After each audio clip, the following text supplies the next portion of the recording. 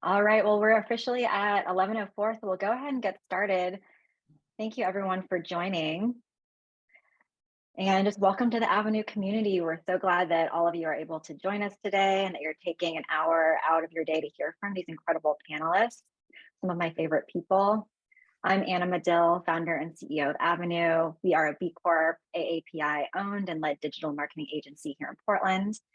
And as a purpose-driven company, when we put together these panels, we strive to partner with values-aligned companies. And so these conversations, we've been so excited to host them and learn from our local women and BIPOC values-driven business leaders.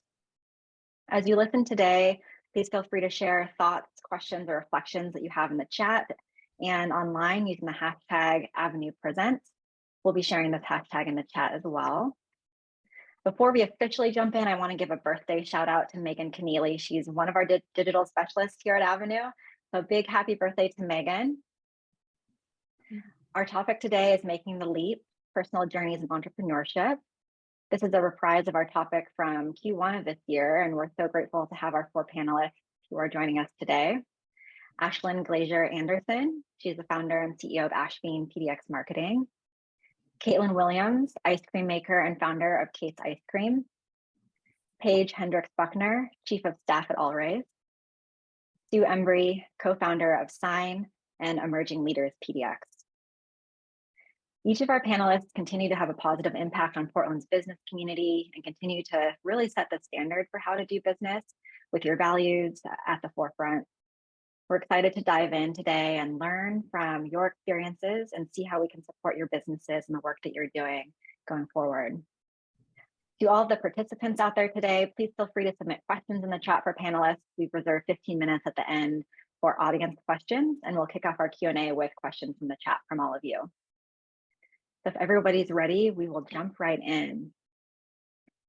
The first question is, what are the values that guide you? And how have those values impacted your life and your business? So I will start with Kate, if you want to take us away, and then we can popcorn around. Yeah, absolutely. When I was thinking about this question, I kind of had 2 different lanes that I wanted to briefly touch on. And first, one of the big values, obviously, of our company is that we're all plant-based and gluten-free.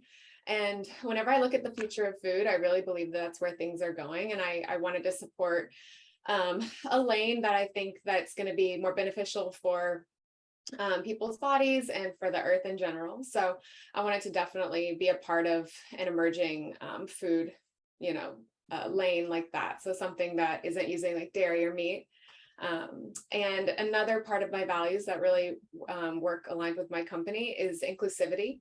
And so what I mean by that is that our ice cream is designed so that everyone can enjoy it. I know that there's a lot of people who have experiences going to an ice cream shop with their family, and maybe they're lactose intolerant or vegan or any other reason, and they only have maybe 1 or 2 flavors to choose from. Whereas if you come to Kate's Ice Cream, you have 16 flavors to choose from, and all of your family can come and enjoy it as well. So I just wanted to make a really good product that everyone can have, and being, just inclusive that way. So those are some of the 2 main things that drive what I'm doing. That's awesome. Thank you for sharing. As a lactose intolerant person myself, I am so grateful that you have arrived on the ice cream scene here in Portland. All right, Sue, do you want to go next? Okay, so if we could just pause a moment about ice cream, which I love.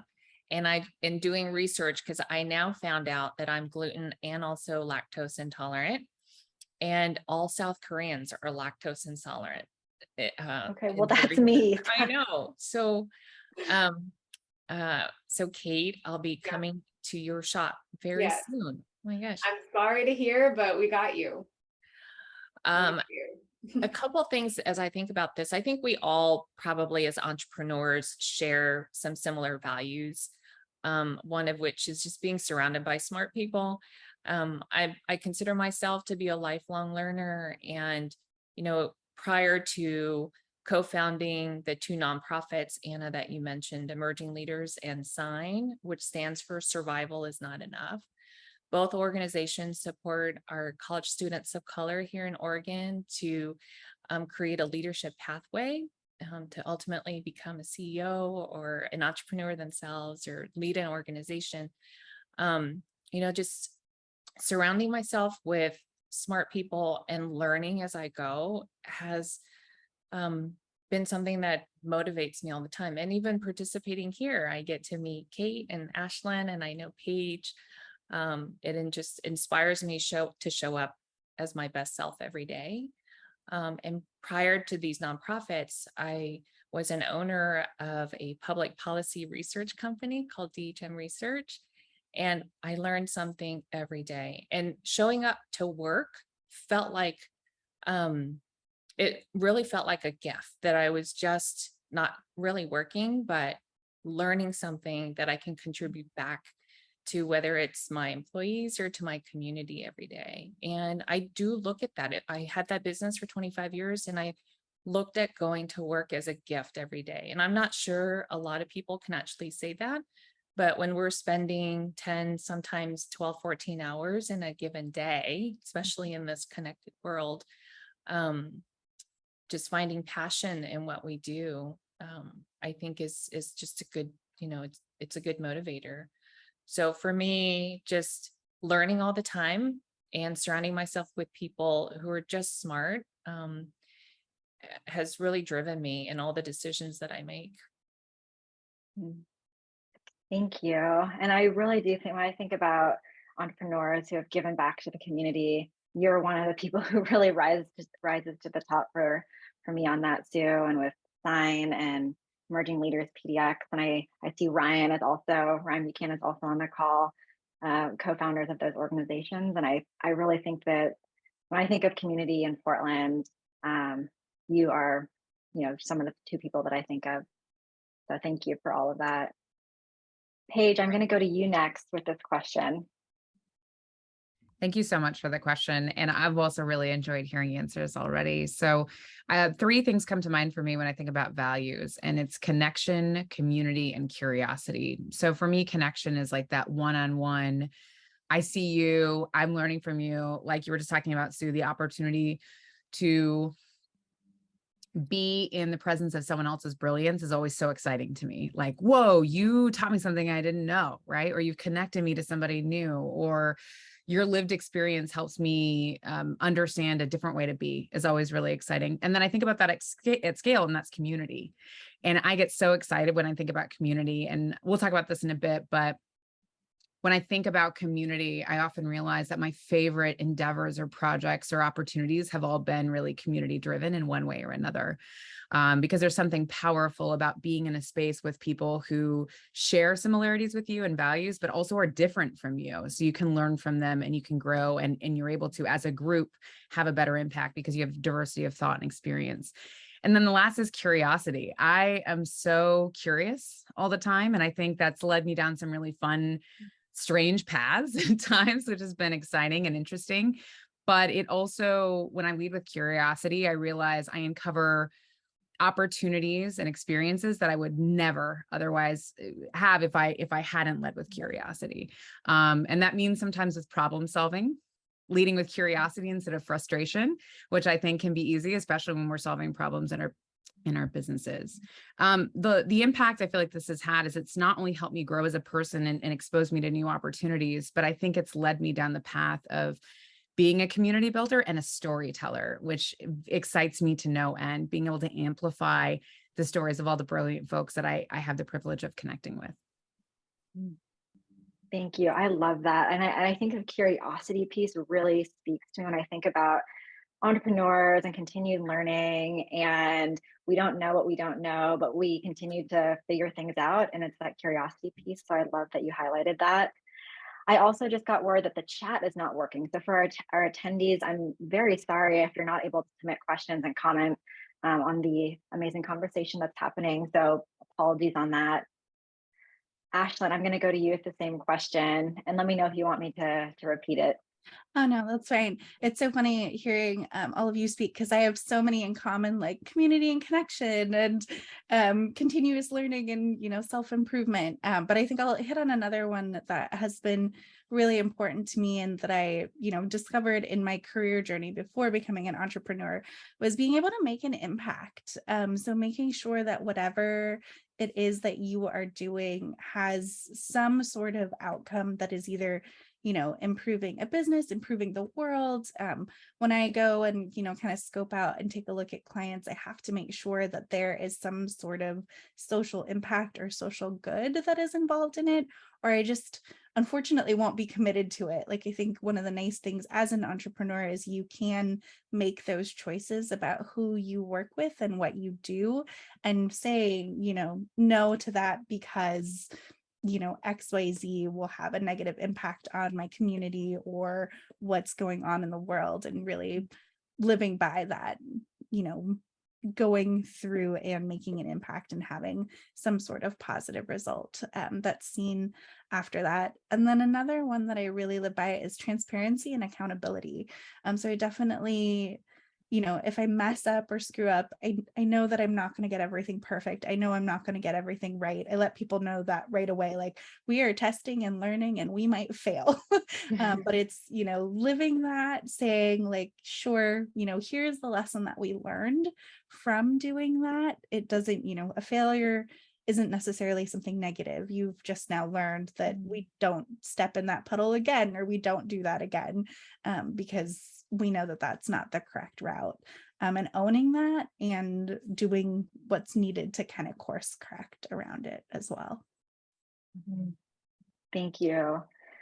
Yeah, I can really agree with a lot of that. So thank you for sharing. I'm going to go on to our next question, and that's about a moment in time or inflection point. So tell us about that time, that inflection point that catalyzed you to make the leap to start your own business, and the personal journey that got you into entrepreneurship, and how did values play a role in the building of your business?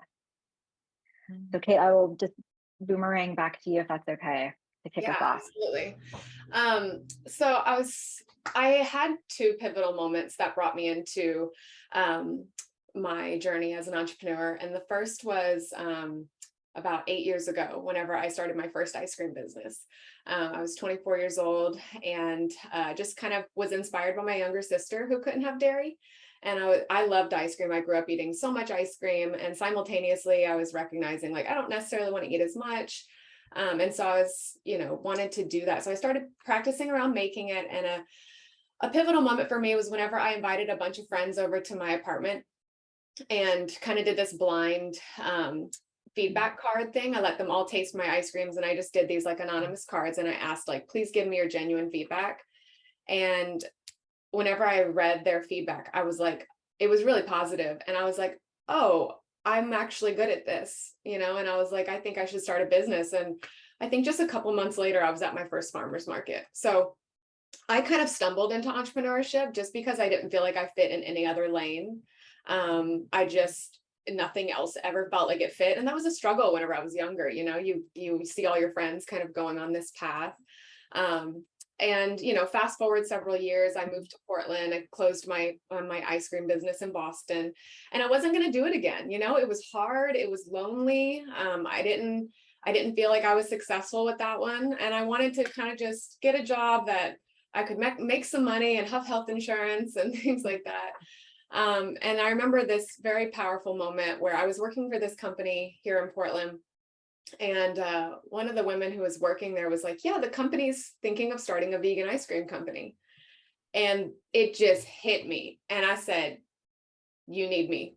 And I was like, done. Like, you cannot do this without me. I'm telling you, like, this is my thing. And I was just like kind of overwhelmed with like, yeah, this is like 100%, you got to provide this for people. And I chased and I eventually launched, Kate's Ice Cream, which, I was like, this is going to be my career. I'm really committed to this. And I started kind of viewing it as I took all the lessons that I've learned over the years with my other business and all the the puddles, as you said, Ashlan, that I stepped in as not failures, but as experience that I could then do this one in a much better way. So those 2 moments were really pivotal for me for making a decision to commit to this. Yeah. Yeah, those are so powerful. And yeah, and I just think about following your passion. And it's interesting because I've also recently read an article about following your passion doesn't always lead to, business success. Like if you're passionate at something that just doesn't make sense.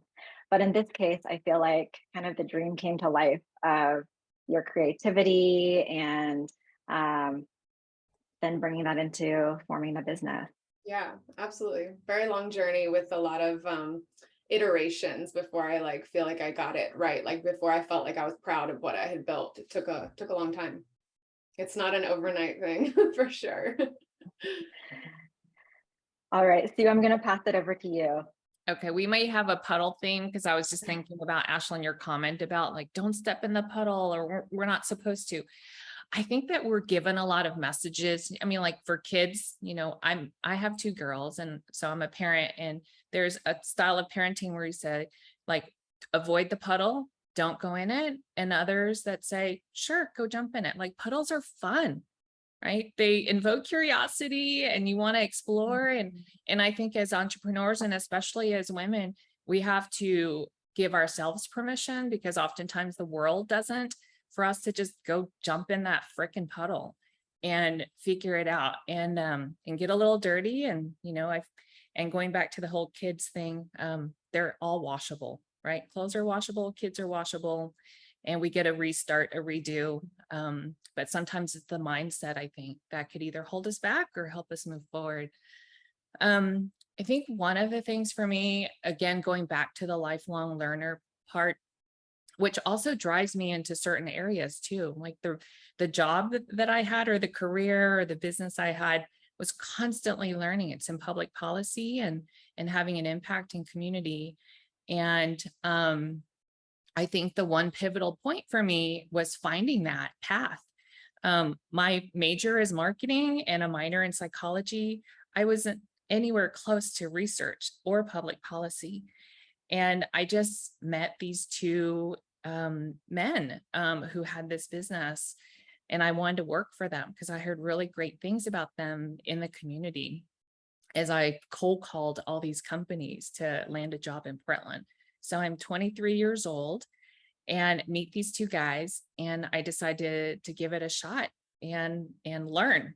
And within 1 year, I loved that business so much, and it was just the 3 of us. That I thought I can make an impact, not only in myself, but in how the business is going to run. And I just had this bug of wanting to start something. And instead of leaving, I gave them a shot at it. So I offered them an opportunity for me to have profit share in the business. And I put together a whole list of all of the impactful projects that I've been involved in and how much they brought in. So I built a financial model and I presented it to them and just said, I'd like X% in the profit share. And that over time, that turned into ownership. So I kind of bought my way in just through, I think, grit at the time, which I didn't know. Fast forward 25 years, I became majority owner and built a company that I just was really proud to go into every day. And then I sold that business a year ago to an amazing buyer who's here in Portland and in Seattle. And all the employees are still there. Gosh, congratulations. And that story of being 23, or maybe it was 24 when you made that offer, I mean, that just takes a lot of courage, and that's so inspirational. I wish I'd heard that story when I was starting my career, but that is just. Well, here's what it took. It took someone in college who came back to talk about her career at like Pepsi. And she had said one of the best things that she did for herself was put a portfolio together of all of her accomplishments throughout the year, so that when it was review time, because Pepsi, being a large company, had annual reviews, she can then present to her boss everything that she had been working on. So I took that to heart and I was like, my managers aren't going to know everything I'm involved in, even though I was the one employee. And I just put it all down. And, I think we as women too, not to just make it a gender thing, we tend to be super self-critical. I think a lot of high achieving people are. And when it comes to promoting and advocating for ourselves, we don't do it very well, especially at a young age. But if we just jot things down along the way, it could really help us in our careers. Such good advice. And you have really been an inspiration to me, Stu. For those of you who don't know, Stu is on Avenue's advisory board and has provided just counsel and support, and has really helped us grow and be successful. Paige, I'm going to pass it over to you for the same question. Well, first of all, I wanted to say, Kate, anytime you want to do any more testings, just to like make sure that those those flavors are dialed in. Done. I was going to say, I'll come on over. I mean, we will do that labor of love for you if you need it. Whatever you need. I need it. All right. We're going to do it. Thank you. And then I also wanted to say, Sue, you had such a big impact on me. I remember you told me this story when I met with you, and it was so inspiring to me. And so I just wanted to say you've also had an impact on so many people. And I wanted to share that here. Thank you so much for everything you do, for the hundreds of people that you talk to and continue to inspire. So my journey into entrepreneurship, actually similar to Sue, like this public policy stuff was so interesting to me. And my experience in college was that you can make an impact in the world if you work in public policy, or like public service is probably a good way to put it, right? So education, nonprofits, non-governmental organizations, and the private sector, frankly, just felt like this dirty world for me where, oh my God, they only do it for the profit, only for the money. And I don't even know where that narrative came from. I'll be totally honest with you. I have no idea where it came from. But there was this feeling that I couldn't be helpful or myself if I was in that space. And so I just want to elevate that, because I actually hear that from a lot of founders, especially women and underrepresented people. They're like, I didn't feel like this was a space for me. I feel like I need to do good things in the world and make money, and they can't be, they're often mutually exclusive. So I wanted to elevate that thought process that I think drove what I pursued for quite some time. And the moment that changed things for me happened at a startup weekend. And so if anyone isn't familiar with Startup Weekend, it's this boot camp like experience where for 54 hours, somebody gets up and pitches an idea, and then people jump on a team and you hack together all weekend, and then you present. And it's a wild experience. And it started because my husband actually was an entrepreneur and a software engineer. And he said, I went to the Startup Weekend, you should come. I think you would love it. And I was like, I don't know. So he picked me up on a cold November evening in 2012. When I was a policy advisor at Multnomah County, and we went to this event where there was like pizza and sodas and all kinds of stuff, all kinds of delicious food, because I definitely had not eaten that day. I was very hungry. And I got up and pitched this idea that I had to connect high school students to entrepreneurship opportunities in their region, because I personally had struggled to find an internship whenever I was in high school and college, because I couldn't afford to travel to like DC and live there for the summer. I just didn't have the means. So I thought, okay, I'll create this, I think we called it like Ship Hub. It was a terrible name. Then we pivoted to like Foot in the Door. That was way better than what I came up with. But the punchline here is that I've been doing public speaking since I was 15 years old, and I was terrified to get up and share my own idea. And I pitched, and the room was really quiet afterward. And by the way, I'm also dressed head to toe in like blazer and in heels. I stick out like a sore thumb in this startup event, because I definitely look like I just policied my way into a startup weekend. But then we had a team of, I think, 11 people. So 9 strangers, my husband and his best friend, we grouped him in, all joined this group to work for a whole weekend on this idea. And I blinked and the weekend was gone. And I think we placed like second place that weekend. We were in the top 3. And I was buzzing. I just couldn't stop thinking about this new insight that I learned, that is like startups can also have an impact. Startups can solve some of these problems that public policy or education or nonprofits, I hadn't seen them been able to solve it in the way that maybe we could with startups. And so I think that's again where that community started to pop up for me in startups, because it took a community of people with different expertise, like strangers, to come together and build. And then I think the other piece of that was curiosity. Like we didn't know what we were building, right? So we just kind of question to question, step after step, we were just figuring this out. And it really just, it inspired me to start my first business and helped me understand that there was maybe a different way than I had always thought to having an impact in the world. Mhm. Wow. Yeah. I'm so impressed by making that transition from the public policy space to, and you're a startup founder and now you work in the space, and having an impact. So it's kind of now you're impacting all the other startup founders in a really positive way. All right, Ashlan, I think maybe we'll start with the next question. We'll have you start first. You're going to go with this question, then we're going to just switch back around. Awesome. Sounds good. Yeah, I actually started my business in the pandemic.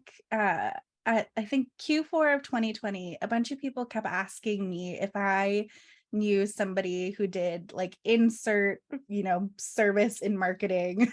And then it was the third or fourth person who I was just like, I know how to do that. Like, would they work with me if I started a business and I did this? And so I got my first client. It was one of my really good friends' moms who needed help with something, and formed an LLC, got everything in order, made a splash page website that was just an email sign up form, and we were off to the races. And I worked with her for a month, and then it ended.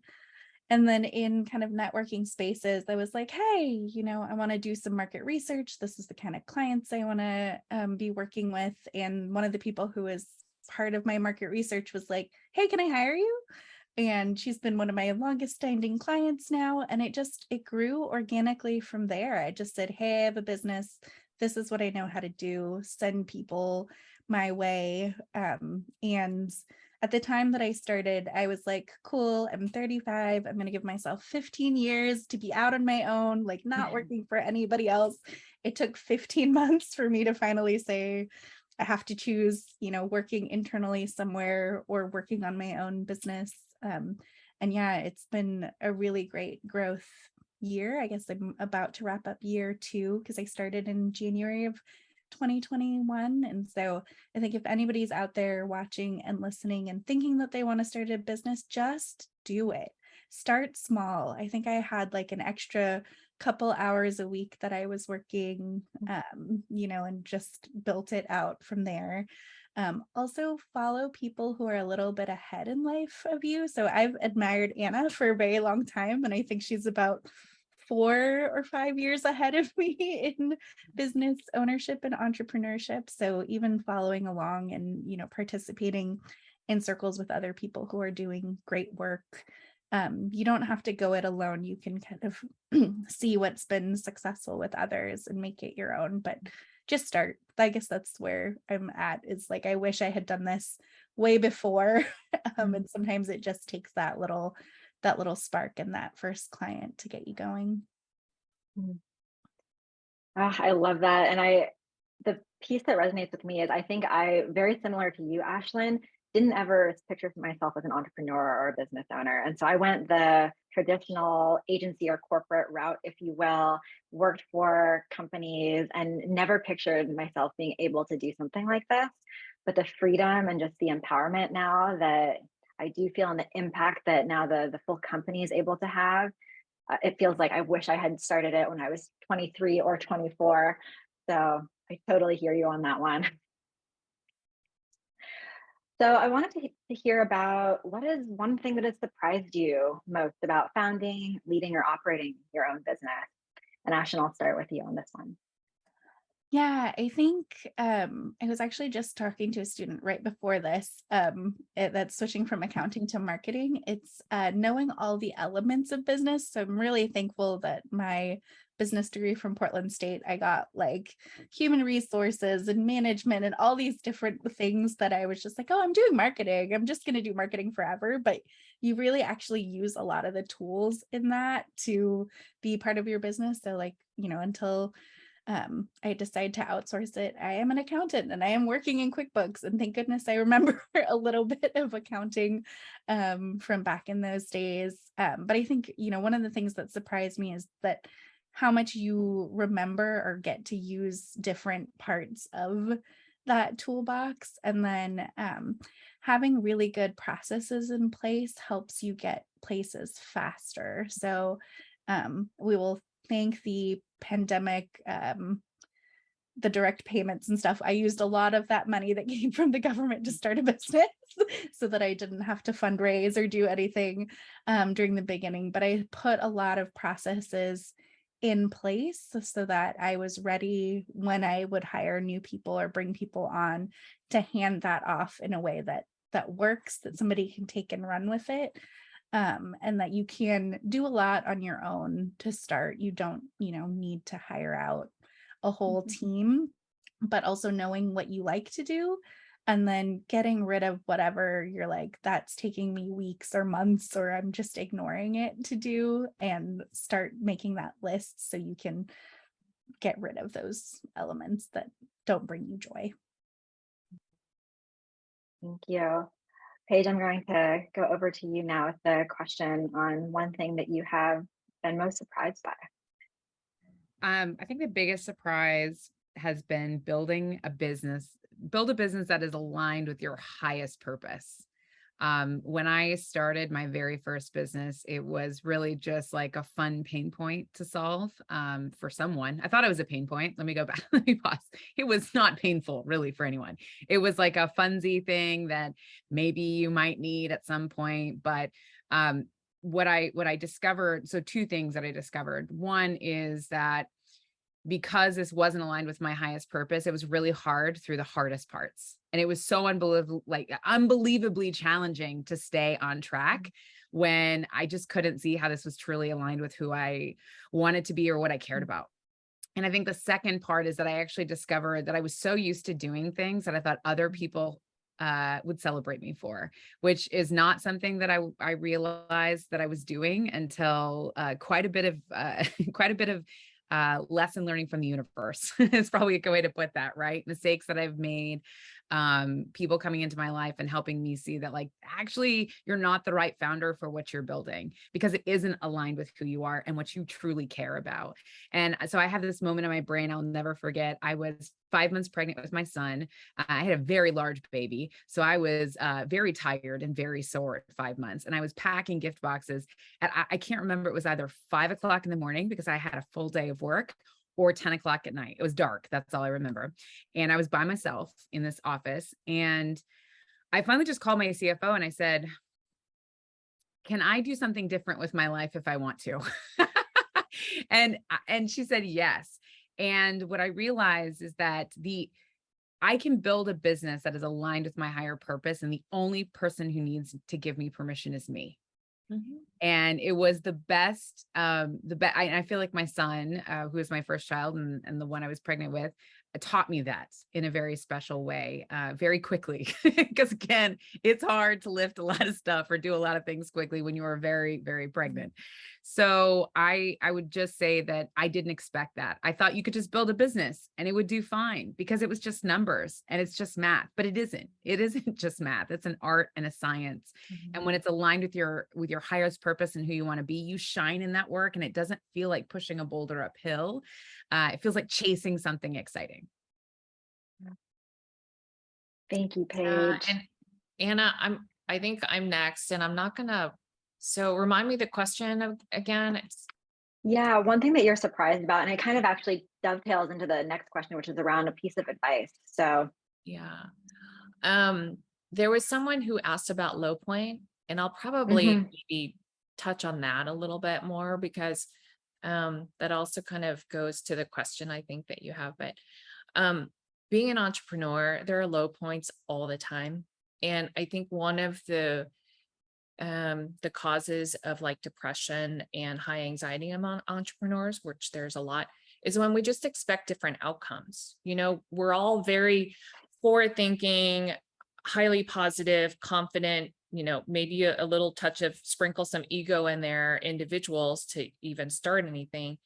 And people along the way tell us things aren't going to work out, you know, whether the idea isn't great or no one's going to eat that or take this service or whatever. And we just have to believe it ourselves. And I think that we have to constantly remind ourselves of that it is really hard. We don't get the acknowledgement and the validation of the hard work and the long hours we put in. And honestly, if we have employees, that's not their job either, you know, to recognize that. Their job is to kind of do their best for what they've signed up for. Their job is not to validate the hard work that entrepreneurs and the founders put in. However, we have to be strong enough to validate ourselves. And there are 2 points, I think, and I'll just share real quickly. One is when I realized that I didn't have enough cash in the company to make payroll for a particular month. And I couldn't believe that I didn't know that. I had all these KPIs that I was looking at, and obviously I wasn't looking at maybe one of the right ones and the amount of cash. So that was super disappointing. And I wound up cashing out my daughter, who was 18 at the time, her entire college fund that I had saved 20 years for, to make payroll for 1 month. So what took me 20 years to save for her college paid 1 month's payroll. And I had to believe that within the next 6 months that she was going to be going to school, that I can get that back, which I did. And the other part was during the pandemic, I was looking to put the company DHM Research up for sale. And the state locked down on Friday the 13th, March 13, and we're supposed to go out on the Monday. And so, of course, you can't put a company out for sale during a start of a pandemic with all these unknowns. And then within that week, I lost 80% of my revenue. So the kind of impact that has, that immediate revenue hit has on everything in the business, the stability that you want to provide the employees, just even the confidence. So it just put me in overdrive to have to go find cash. And fortunately for me, since I've been an established business, I can call a bank, but everybody was calling their banker at the time. Then once I was able to stabilize the business in a few months, I got hit with a class action lawsuit in the company, which I'd never been sued in the 25 years that I had the business ever. And I thought, okay, well, you know what? I should have been prepared for that, because 95% of businesses get sued. And I hate to be the bearer of bad news on this panel, but that's SBA data. And the longer you stay in business, the higher your probability are.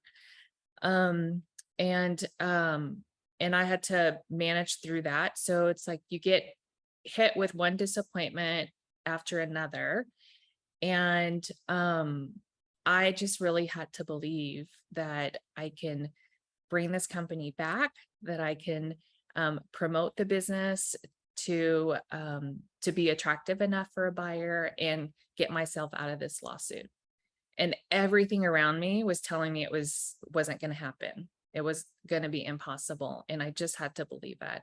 And ultimately, after lots of different tears and kind of sleepless nights, and also being surrounded by smarter people who had been there and who could counsel me along the way, was super instrumental. But again, fast forward through all that, and I was able to settle out of the lawsuit, sell the company, and now I'm retired and giving myself a 2-year sabbatical. Wow, congratulations. And thank you for sharing that so vulnerably. That's an incredible story. And yeah, I'm just blown away with your resilience. I mean, and just the mental fortitude in the middle of a pandemic when everything is, crashing, to have managed all of these things and believe that things are going to be good on the other side. Yeah, incredibly inspirational. Thank you. So Kate, over to you on a surprise. And if you want to talk about a low point, feel free to do that as well. Yeah, well, I think I'll take this as like a storytelling opportunity. I think one of the things that surprised me the most is my nature and how it naturally took to mentoring young people, specifically young women. I'm Southern, I'm very direct, I'm very warm. And all these younger girls that I would be hiring to scoop ice cream, I would just I really wanted to know what they were doing, what they were struggling with. And so it started where they would talk to me about their boy problems, or they didn't know what they wanted to do with their lives and things like that. And it really caused me to feel that I had a duty to set an example for these younger girls, because as a younger woman, age 24, starting my first business, and then at the age of 28, like I told you, someone saying they wanted to start a vegan ice cream company. So I got involved with some other people. But that's not even what my story is now. Kate's Ice Cream is technically my third ice cream company that I was like, I no longer need to lean on other people or doubt myself that I can do this on my own. I was like, I'm going to branch off and I'm going to do this. And it was the most focused and most determined I've ever felt in my life. And leading up to that, I felt so lost. So just not on stable ground and just grasping and trying to figure it out. And I recognized that that was because I had such a lack of empowered women in my life to guide me. I just didn't have that. And I want to be that for other girls. Mm-hmm. So the thing that kind of surprises me is how I feel as though I'm doing a really good job at just within the walls of my company, all the young people that work for me. Not all of them, of course, want that guidance, but the ones that do, I really do sink some time into them and really try and cultivate their confidence, and also just be real with them that I didn't know what I wanted to do either. And I struggled with X, Y, and Z as well. And I didn't, start to develop my confidence till, maybe my late 20s, early 30s. So just kind of mirroring that to them, that's normal to feel, and providing some guidance or steps that they can take. So that is something that's just one of my favorite parts of the job. And then just having a company, I think that represents just positivity. Just from whenever people walk into the door, it's, you don't get anybody who walks in who's in a bad mood. Ice cream is something that makes people happy. It's very childhood nostalgia. So just that makes me feel very, very good inside, that I'm doing something for other people. And part of that mentorship that I will share is that, and whenever someone tells me they want to start a business, one of the things that I always share is that the ebbs and the flows are going to happen and they never go away. Because I remember in my, younger entrepreneurial journey, there would be an ebb and I would panic and I'd be like, I'm failing, this isn't going to work. I've thought my business was going to die so many different times. And then with experience and with years of practice, you really start to understand, oh, it's just another ebb and flow. Okay, cool. And then I just started reminding myself that if I'm in a dip, that all it takes is just one email to zoom into your inbox and everything changes. You could be kind of feeling down, man, things aren't going how I thought they would. And, I don't think I'm doing a good job. And then, you get a phone call or something with an opportunity and you're like, boom, I'm back, and so it just happens that quickly. And so just, affirming people to just keep believing and just always look up. And I mean that even metaphorically, don't look down, just keep looking up and trusting that you're on the right path. If you really feel like your heart's leading you to doing exactly what you're supposed to be doing, 100% know that you're going to do it. And it took me a long time to get here, but I used to think, how am I going to get there? Now I think, just when am I going to get there? It's not an if, it's just I'm gonna, and the question is just how. It's no longer a question for me of if. And that came with experience. You cannot start out that way. And I think to just understand that and trust is something that's going to be so powerful if you do want to do your own thing. And just, as a general guidance for your own life. So that's something that I kind of like to share with people who are getting started out or experiencing a low point. Yes, thank you for already just making me feel like I can do this today, just sitting here. I feel empowered. So thank you for sharing that, Kate. And also, and I think this is a common thread, but I really like that you highlighted this, Kate, around all of you. I mean, just you're giving back to your team, the mentorship page, you mentioned it in the chat. But while you're building a business, going through these ebbs and flows or struggles, and I know everyone here on the panel at the same time is giving back to the community, mentoring other people who are coming up. So thank you all for your work. And I just love that you highlighted that. I'm going to time check us really fast. We're at about 11:48. I want to hopefully get to some of the audience questions. And so we'll just do more of maybe a speed round on this final question, which is a piece of advice that you'd have for the audience, something that you learned or want to share. And so we'll just do a quick sort of speed round on that and then dive into audience questions. So Ashlan, I'll start with you on this one. Yeah, I think one piece of advice I would have is that your business is probably going to change. You've heard from Paige and Kate, like they're doing similar things, but things are changing all the time, and to be okay with the change and embrace it. Like I've taken on things in my business where I'm like, I will never do that type of service again. And it is okay, but you learn and move on.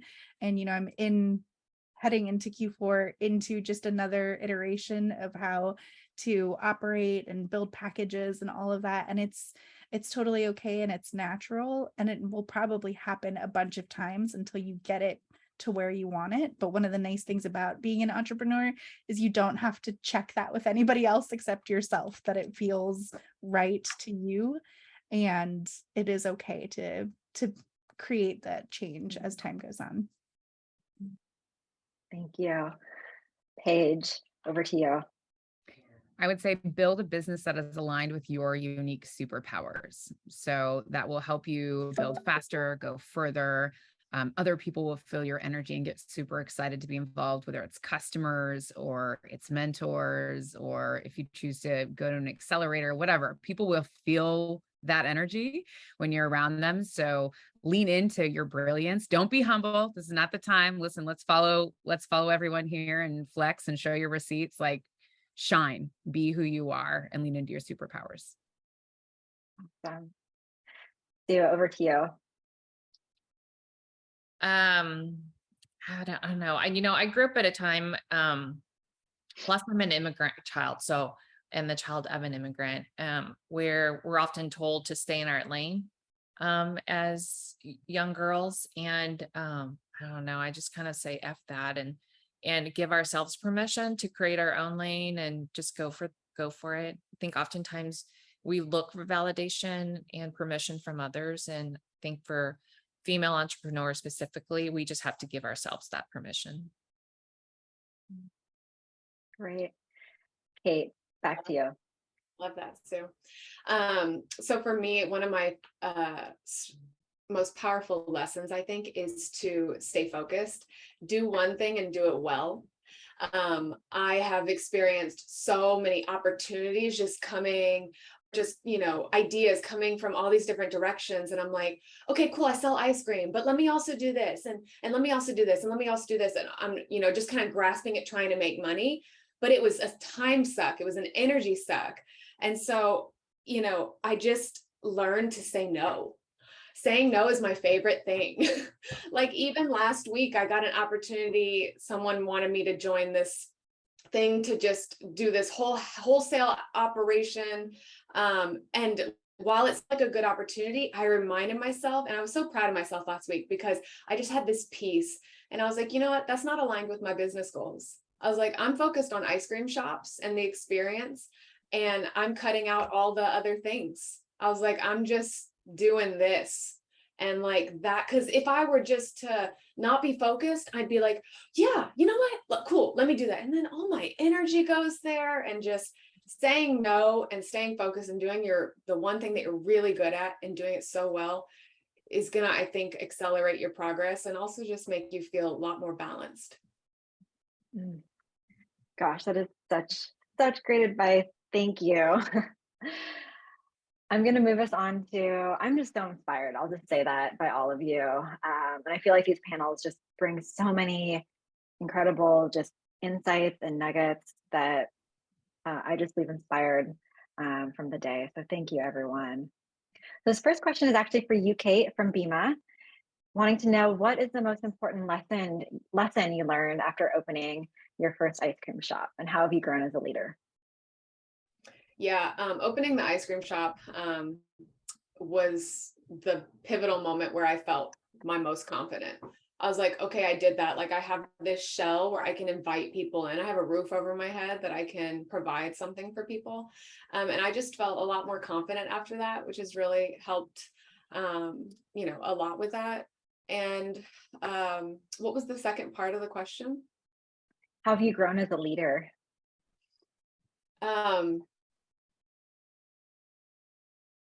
I feel very different than before I opened the shop. I feel very different. And I think it's because I have, so many people, that I'm responsible for now. And I've kind of recognized that I am the only one who's doing what I'm doing in those walls. And it's not a place for me to bring any kind of complaints. Whenever I walk in, my job is to be there for them. My job is to, as a manager, I'm there. If they've got, problems or something, I'm there to listen, I'm there to support. And it's not just like I'm in and out. If I show up, I'm here to like connect with each of these people that's, working for my company right now. And they're serving people, like they're working really hard. And I just is showing that appreciation, I think has been, something that kind of makes me feel, I feel like it's softened me a little bit. Yeah. Soften my heart toward other people a little bit, not just about me. Yeah. Yeah, that's great. Paige, there's a question for you about how did you discover your highest purpose, or your higher purpose? Well, I think that I am still discovering it. So it is a never-ending journey. I think what my highest purpose was in my early 20s is different from who I am and what's important to me today. But I think a few pieces of this journey are, one, having a great community surround you. So I have an incredible executive coach. If you all don't know Linda Weston, I can't recommend her enough. She has been with me she's been a mentor of mine since the moment I met her. I always joke, like, I felt so lucky. I gravitated to her, and I've been so grateful for her in my life. But she started coaching me since January of last year. And it's been such a life changer and a game changer, because you have someone who's holding you accountable, but also reflecting back at you things that maybe you can't always see about yourself, right? These moments where you get a chance to shine and you have a lot of joy, you're often so busy as an entrepreneur, especially, right? You don't have a chance to pause and realize, like, this is my highest purpose, because you got to pack a gift box, or you got to go to an event, or you got to talk to a disgruntled customer or support a teammate, right? So I think it's having people in your life who can reflect back at you. I think second is pausing to look for moments of joy in your work and flow. I think it's joy and flow together. Like, where are you so excited that you kind of get lost in your work? My job at Founder Gym, which was a company that I was a part of for 4 years, and then we closed April of this year, and I'm now at my current job at Allraise. I felt really fortunate to teach and be in flow there. And I didn't realize that I had been a teacher since 2008 at this point, but I didn't realize how much joy I had in teaching, because I just did it. But my students would reflect back to me, we're learning, we're grateful, we have fun, we see you in your element. And then I would lose track of time. And I would have a lot of fun seeing the impacts on their lives. So I think it's about, pausing to reflect, and it's about having people who can reflect back at you when maybe you don't have the time to do it yourself. Paige is an amazing teacher. Oh, Sue, that means so much coming from you, Sue. Thank you so much. Thank you, Sue. Yes, I would agree with that. I've seen you in action in the classroom. All right, we have 3 minutes left. I'm going to do one final question, and I'll pass it to Sue and Ashlan. And that is this one thing that either your favorite aspect of being an entrepreneur, or just the one thing that you're most proud of. I'm sure there are many, but one thing, if you can pick, that you're most proud of from your entrepreneurial journey. And Sue, we'll start with you. Well, maybe it just goes to my control nature, but I just love how I can control my time. And time is really valuable to me, and I think to everybody. We don't ever get that back. And the way I get to just dictate how I show up and how I'm going to spend my time and who I spend my time with, has been really valuable to me. And you get a lot of control as an entrepreneur. Yes. Thank you. Ashlan, over to you.